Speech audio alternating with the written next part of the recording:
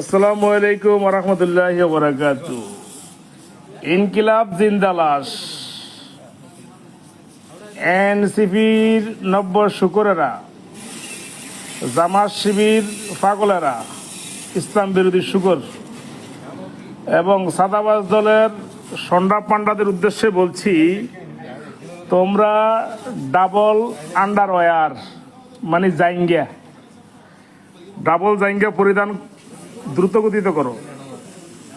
আর জুলাই সুদি খানকিদের উদ্দেশ্যে বলছি, তোমরা ডাবল ব্রা এবং পেন্টি পরিধান করে মাঠে নাইমো। অন্তত টানের লগে একটা ছিঁড়ে গেছে আর একটা থাকে। তবে যারা আওয়ামী লীগ করে, ছাত্রলীগ করে, যুবলীগ করে, তারা তোমাদের কিছুই করবে না, কারণ তোমাদেরকে আমরা সম্মান করি। আমরা এখনো তোমাদেরকে আমাদের বোনের স্থানে, মেয়ের স্থানে, মায়ের স্থানে রেখেছি। তোমরা যদি আগামী 1 সপ্তাহ 10 দিনের মধ্যে তোমাদের ভুল বুঝে 71কে লালন এবং ধারণ করো, মুক্তিযুদ্ধের পক্ষে কথা বলো, তাহলে হয়তো তোমরা একটু আসলে মাপ পেয়ে যাইবা। তবে 32-এ যারা হাত দিয়েছে তাদের কিন্তু 33টা বেজে যাবে, কোনো সন্দেহ নেই। সে যত বড় আওয়ামী লীগের নেতার ভাই হোক আর বুইন হোক, তাদের রক্ষা নেই।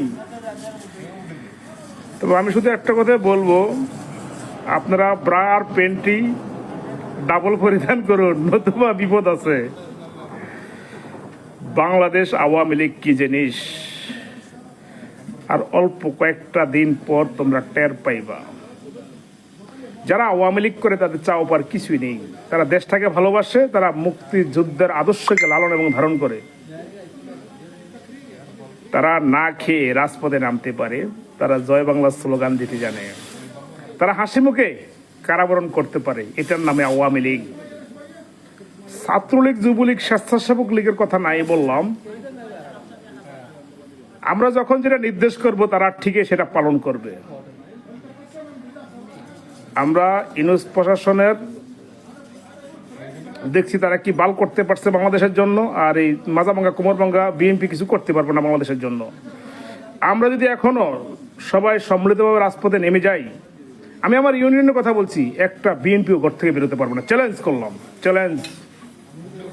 করলাম। জামাত তো এটা গণার বাহিরে, এটা তো মশার মাছি ঠাস করে থাপড়াটার মধ্যে এটা এমনি মরে যাবো গা। ঠিক আছে, তো সবাই রেডি আছি আমরা, অসুবিধা নাই। আমরা ঢাকামুখী